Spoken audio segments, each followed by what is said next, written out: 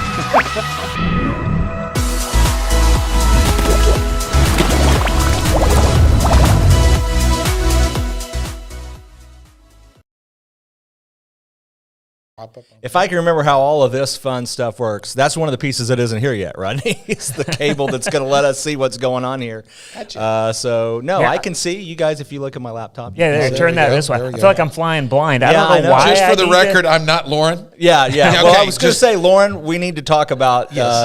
Lauren messaged us this morning and said she had a rough night, and boy, you look it, Lauren. Yes, I had a really rough night. Yeah. Rodney McKay is here with us today. Well, glad to be a part of this. Yeah, thanks for filling in for Lauren today. We're glad that you are here. And believe me, this is impromptu because, I was just coming in to see what you were doing. Yeah, we'd hit go live, and he walks in. I'm like, hey, Rodney, jump in the chair. Let's go. If it makes you feel any better, you are just as prepared as we are. That is absolutely and as Chris said, I did jump up in the chair because it's like this was a little bit too tall for me. Yeah. Each week I give Lauren a little boost. I let her put her foot here in my hand, and I boost her up there. And, But hey, if you're watching us, you may notice this looks a little different than it used to. I like it. Well, the ficus trees, they're different. I guess actually everything else looks kind of looks the same. It only looks different to us. Yeah, I guess that's right because we're in a totally different room now than we have. We moved a total of what, 10 yards? 10 yards. 10 yards, but it's a lot bigger room. It is a lot bigger room. Don't feel like you're like a bunch of sardines. We could have an audience. Once it we could all have gets cleaned up. Could have a live audience in this group. Yeah. I mean, we have an audience, but a live audience. A live audience. In person. Live audience, that would be true. No more of the clap track. You can actually just, Which I can't reach now because it's over there on the table. Oh, I guess I have this one. There you go. Well, you guys can do the talking and I'll clap to that. There you go. That's the part I'll do. Or if you say something funny, I'll laugh. You'll laugh. Okay. I got to remember to don't hold your breath. Don't hold your breath up to this microphone because you're like, you got to eat it. So I'm not used to that. So hi, Heather. Thanks for joining the show today. And since Lauren's not here, we don't have any viewers today, so nobody's interested in watching. They're like three guys who, we don't need that. We don't need any of that. Well, it definitely feels a little bit off. I feel like I'm flying blind here. I don't have my ears and I can't see the monitor here, so I'm just trusting that the thing's up and running. Well, anyway. it looks good from my end. Everything looks good on the screen that I'm looking at here. Will, I really like this desk here. Well, we can thank Lee and Curtis. And how this was cut out. You told them the other day when I was in here how you'd like that to look, and that is perfect. Yeah, they made our vision come true here. So it's really cool. You might be able to see if you look there, these little microphones. This desk was custom made. Mr. Fix-It of the Ozarks kind of helped us get all this together. But it's got little cutouts for these microphone stands to pop up through. So it's a little less awkward maybe than it was on the... Maybe not. No, this is way less awkward. Yeah, it's great. Yeah, it looks nice. Looks good. I feel like I can breathe. We're not sitting on top of each other. Yeah, that's true. It is pretty nice that way. So no, this is great. So man, all kinds of changes coming to Jamestown, and you just moved over one office space, and K-ROG has a awesome new home. That's right. Now we're excited about the new shows that we're going to be able to do out of here, and just kind of serve the community even better for all that. Speaking of new shows, Rodney is going to be teeing one up for us here. Tell us about that. I think next Monday morning we're going to try to do something at 8:30 entitled Plugged In. And what we're going to do for a few weeks is we're just going to do a Bible study out of the book of James. So if you're into that and would like to be a part of that, just watch. And I don't know if I'll do a whole lot of interaction with you like Will does. I'm kind of new to that kind of stuff, but we can just try to encourage one another in the faith and help make it through life. I was sitting here with Chris, and I was thinking about you as I was heading over here, because I thought next week one of the things I wanted to plug is, Chris being a minister here at the Story Church, and I'm a minister at Living Hope Christian Church. Sometimes we might say, hey, you need to get in church. We want you to know, or at least I'm speaking on behalf of him. I know I don't look like him, but sometimes the invitation doesn't mean come to our church. It's just the importance of being in church. Get involved. Yes. And in the world that we're living in today, I think it is just important that we get ourselves plugged back into church and get involved with those of like precious faith, because we need that. Yeah. And I don't want to get all big that. on a crusade, but there is something we go that on happens. crusades all the time, especially me. It's usually politics. But I've told people over and over, there's just something that your week is way different if you started off with church. Yeah. For that week. And it's different if you don't. So there's that little plug. So that'll be next Monday morning at 8:30. James, it's the Proverbs of the New Testament, wisdom literature of the New Testament. That's awesome. I always usually like to refer to it as practical lessons in an impractical world. Oh, that's good. Yeah. So there's so much practicality. There's a lot of stuff. We'll just start right out of the chute with guard your mouth, guard your tongue. Yeah. Let's do that kind of stuff, and then get to work. Yeah. So, but I appreciate the opportunity to do that with Will, or have him help me and be a part of this. So, love it. Well, we're glad to have you. Exciting. And church, obviously, your church is now a sponsor. Your logo's on our screen this morning. Woohoo! So we appreciate you. Now all. it's official. It's official. Now it's official. Yeah, I appreciate you being part of that. So, what did you guys do this weekend? What did I do this weekend? Okay, well let's knock off church, because we know what we all went to church. We had our one day a week that we worked. Yeah, that's the only day we worked. Well, I had a big weekend, so that's why I wanted to give you guys the opportunity first. Okay, so I'm really thinking. Actually, Saturday was kind of one of those slower days for me, so I didn't do anything majorly exciting for this weekend. I think we're getting ready for the Super Bowl for our church. We're gonna have a little Super Bowl party and such. But other than that, nothing big. What were you doing? Well, the not so exciting part was I got up at 5:30 a.m. to cook men's breakfast at church for 100 guys, which we ran out of food, which I did not anticipate. But I cooked a ton of food. That's like a big no-no. But then what'd you fix?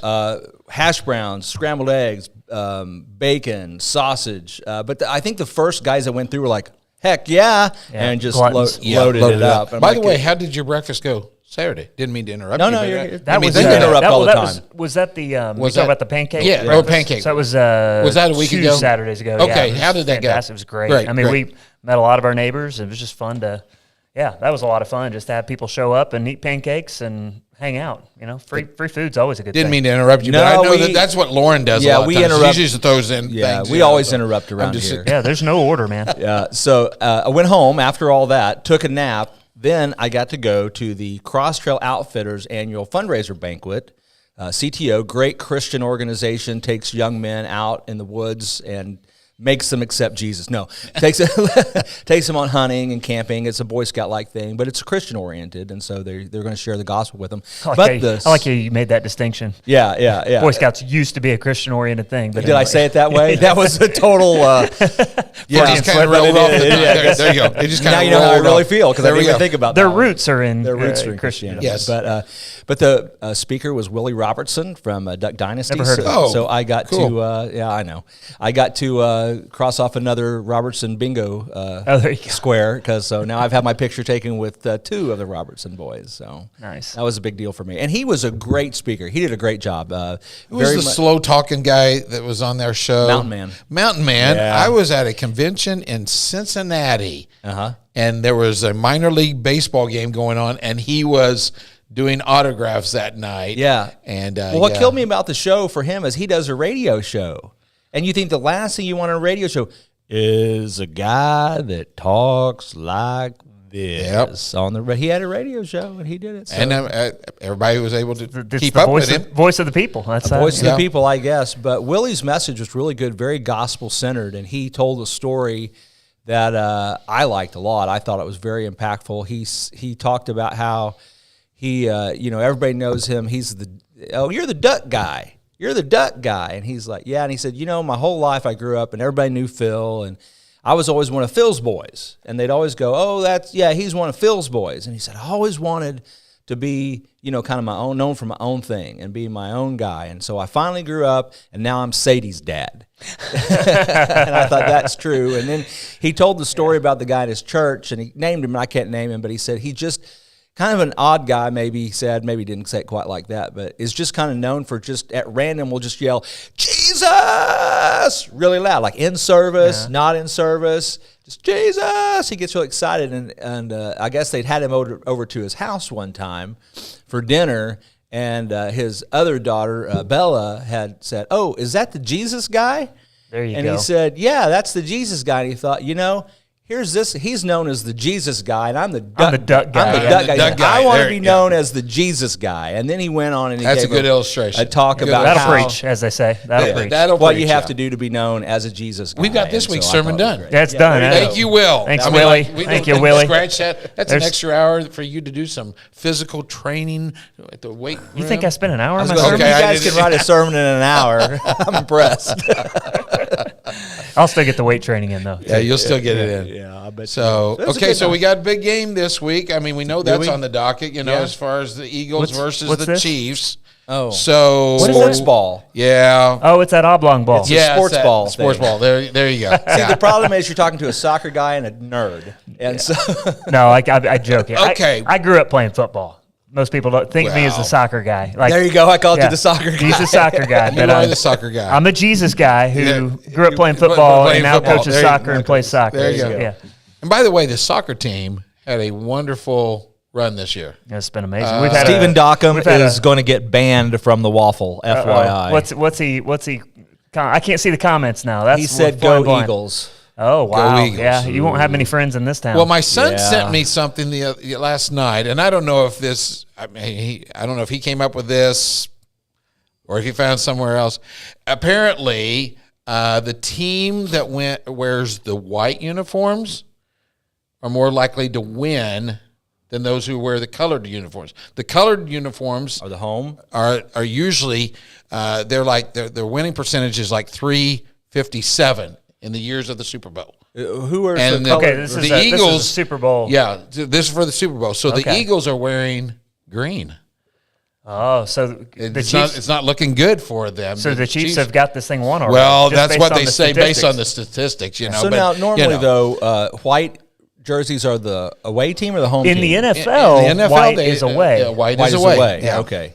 All right. It's different in every sport. Yeah. Misha recently changed the program with soccer. So every soccer team in Missouri high school athletics has to have a white kit as a home. Used to be you could have two different colors away, home. Didn't matter. Anyway, it didn't matter. Right. But now, just to make it simple for the refs. The refs, right? Yeah. That way, there's no clash. Like, hey, gray and white, that's too similar, right? Oh, right. So So to make it simple, everybody has to have a white. Our kit. away uniforms are off-white. Thank you. Yeah, off-white. I was working a basketball game the other night, a JV game, some girls game.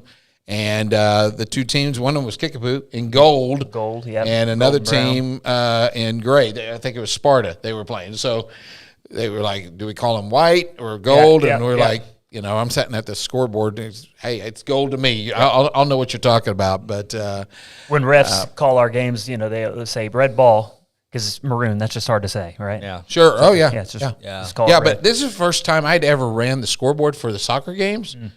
And so I learned a little bit about what that game was about. It's pretty simple. Which I think the highlight for me was to push the national anthem and to announce the players and then just wait for something to happen. Yeah. Well, there's always something happening. Oh, yeah, there's, yes. It's just not like other sports where there's just constant scoring like basketball. But it was very Football and soccer are very similar. It's just that we actually call it 2-1. We don't call it 14-7. There you go. Yeah, there you go. That's a good point. Yeah, that is a good point. We don't make up these like weird numbers. Yeah, that is. If somebody scores, you blow the dust off the button, and then you push it. Right, 17-7. Oh, it's 2.5 to 1. Yeah, Got it. Yeah. All right. This now this has gravitated more to a men's show today. Go figure. So we got soccer, football. We need Lawrence. We do know that you're more into the outdoors. Are you kidding me? He's a great indoorsman that likes to go outside and shoot. But you like to shoot. I do like to shoot. Now, do you hunt as well? I've started hunting a little bit. I never hunted a lot. I hunted a little bit when I was a kid. My dad loved to hunt, and so he would take me hunting when I was 3, and I would trudge around in the cold woods in the snow with a shotgun, and I kind of decided that wasn't fun when I was 3.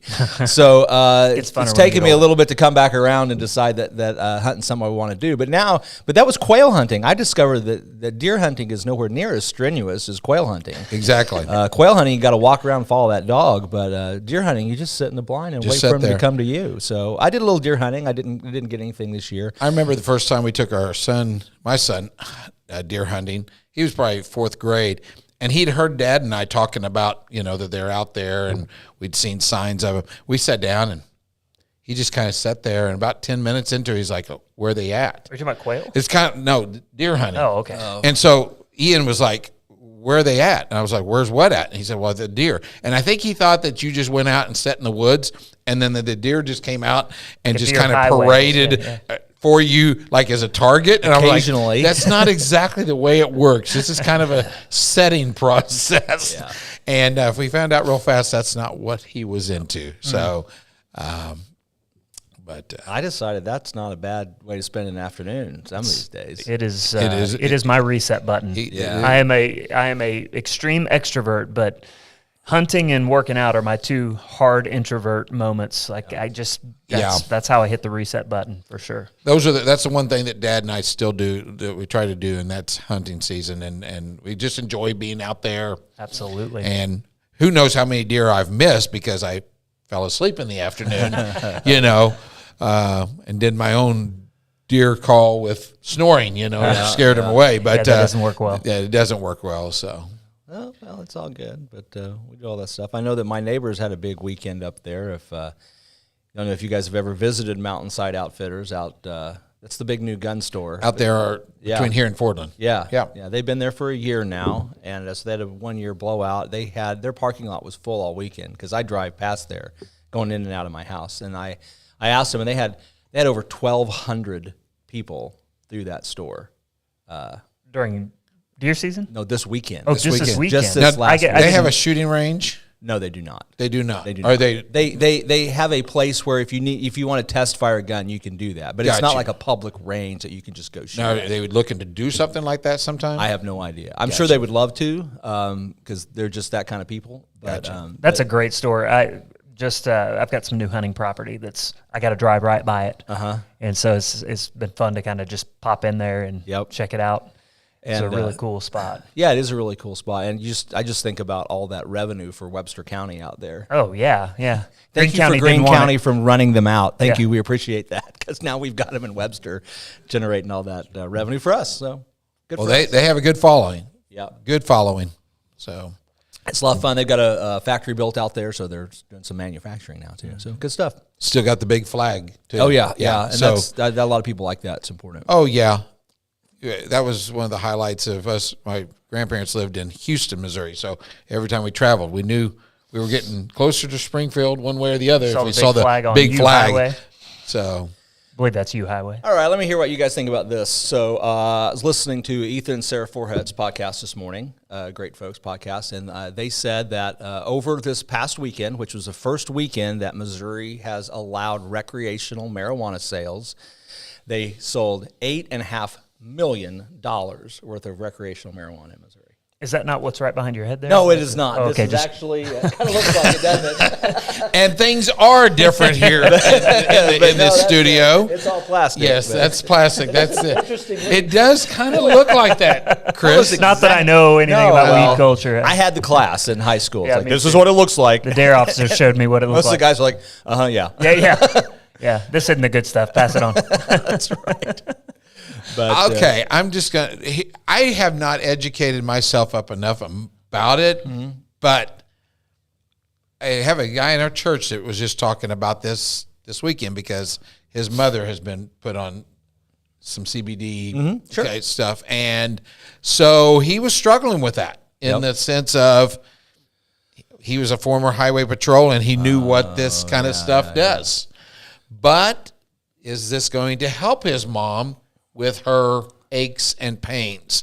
And so, but like they said, he said one of the doctors told him, we don't know until we try it, and everybody's body does something different. And well, it's there's a couple different ways I think you can angles you can come at all this stuff. First is I think it's important to understand that we have in this country and perhaps around the world a bit of a false dichotomy where it comes to drugs and substances. We have, to some extent arbitrarily, although informed arbitrarily, decided that certain substances are illegal and certain substances are not. And this is my favorite legal drug right here. Yeah, right. It's caffeine, coffee. It's the same thing. Everything that you put in your body is going to have an effect. Exactly. Food, drugs, whatever. This keeps people from dying. And there's a lot of good. Gives me a little energy in the morning. There you go. But there's sort of an arbitrary line that we've drawn. And it's only about 150 years old. That's what's hard for us to remember, is that a lot of the things that we take for granted today as far as laws and the way things goes, we just assume it's always been that way, and it hasn't been. And I'm not really an advocate for or against drugs. He's libertarian. But I'm pretty libertarian. He's really working hard to toe this line as judge, libertarian, there we go. And believer. Yeah. But I believe in freedom, which was my next point. And so, to that extent, I think when you evaluate, particularly in the situation you were talking about, it's a drug like any other drug. She wouldn't have any, probably necessarily, he wouldn't have any concerns about her taking a hydrocodone pill. Exactly. Right. A hydrocodone pill is probably worse for you than marijuana. I don't know. I'm not a doctor. Don't even play one on TV. Play a lawyer on TV. But so I think sometimes we just get in our head, well, this is illegal and this is not legal, and that's like the bright line in the sand, when I'm not sure that that's accurate. It's certainly not accurate from a biblical perspective, because they say things are illegal or legal that we would wholeheartedly disagree with their morality. And I think drugs, I think you have to think of them kind of the same way. Okay, so the two of us have said I was going to say I got a lot of thoughts, but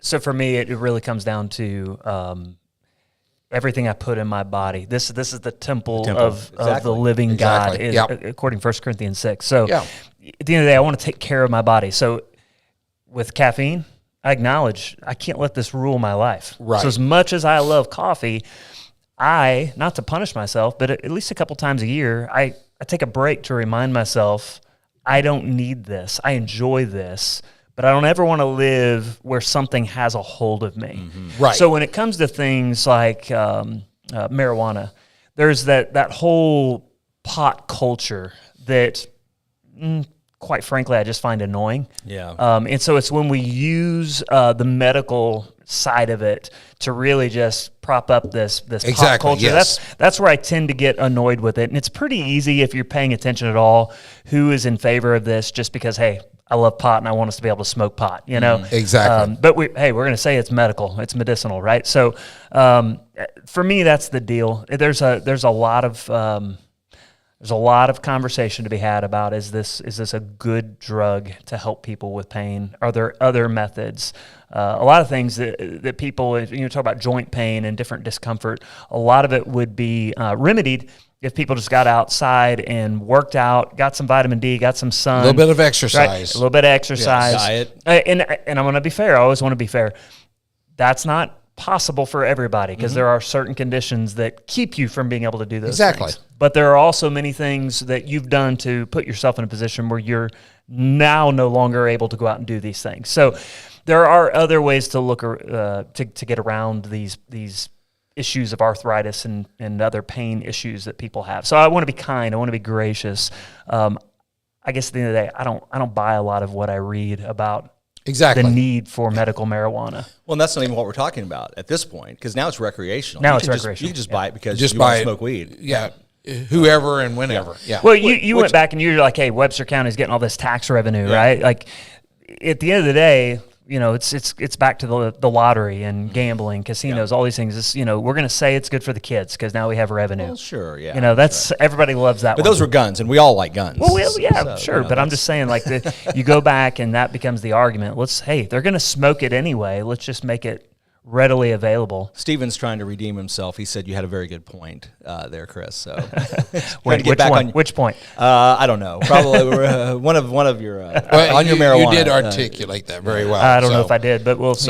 But I kind of have to say when I just try to very logically analyze it. So okay, now we've legalized it. We've legalized alcohol too, right? Under basically the very same schema. What's the difference? I don't know.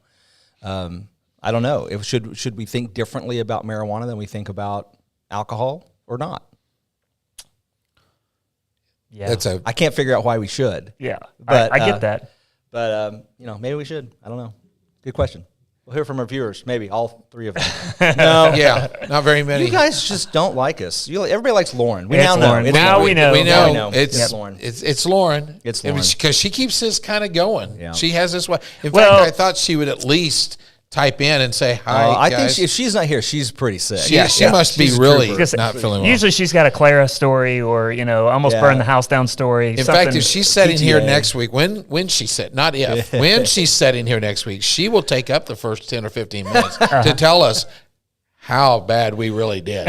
Okay, Heather, that's funny. Heather's like, it's weird listening to a judge and two ministers. That's what it is. Okay, Lauren brings us some extra diversity. There we go. We need the realtor to kind of balance things out. We should have put Will in the middle. No, that way we had ministers on each end. I'm specifically not talking about taxes today, Stephen, but thanks for Heather's like on this subject. And Stephen, thank you for reminding me that I got to really get to work on my taxes. Oh, yeah. No, don't get me started. We're going to have to land this plane here. Well, golly, it's 8:15. We need to probably let me throw this out here because you mentioned Super Bowl to begin with. Safe Haven now in Rogersville has their 4th annual Super, as in soup. SOUP? Yep. Gotcha. Soup. Bowl food drive on Saturday, February 11th. So kickoff at 10 a.m. until noon. We're having to we're looking to tackle food insecurities. So collect those non-perishable food items and bring them to the game. So canned meat, canned fruits, vegetables, mac and cheese, spaghetti sauce, rice, beans, cereal, oats. All right, so those are the things they need. And if I understand this is a competition, Rogersville versus Fordland, because there is a Safe Haven now in each of these communities. And so Rogersville, let's get to work. Let's get to work, Rogersville. You gotta bring your game. So to each location, there's a competition. So let's take care of food insecurity and let's have a little fun doing it. Stephen again is bragging that he's already done his taxes. So good for Stephen. I don't even know if I have all the information gathered. Our problem is we usually get it all gathered, and then we still sit there going, we need to get this done. Well, I have too many side projects. I was going to say, mine gets a little bit complex, but anyway. Well, we got Safe Haven now. Be sure to help them out. That's awesome. Anything else you guys want to do before we sign off here? I'm good to go. No, Thanks again for throwing me in the loop for today, and I'll be glad to fill in for Lauren anytime. Okay. Well, she doesn't miss much. No, she doesn't. But, no. We'll she won't for sure now. Yeah, it's done. Tune in tomorrow. Check out the new studio. We need to have an open house one of these days. Yeah, ribbon cutting or something. Yeah, we'll get that done. Okay, thanks for watching Rogersville. We will see you next week.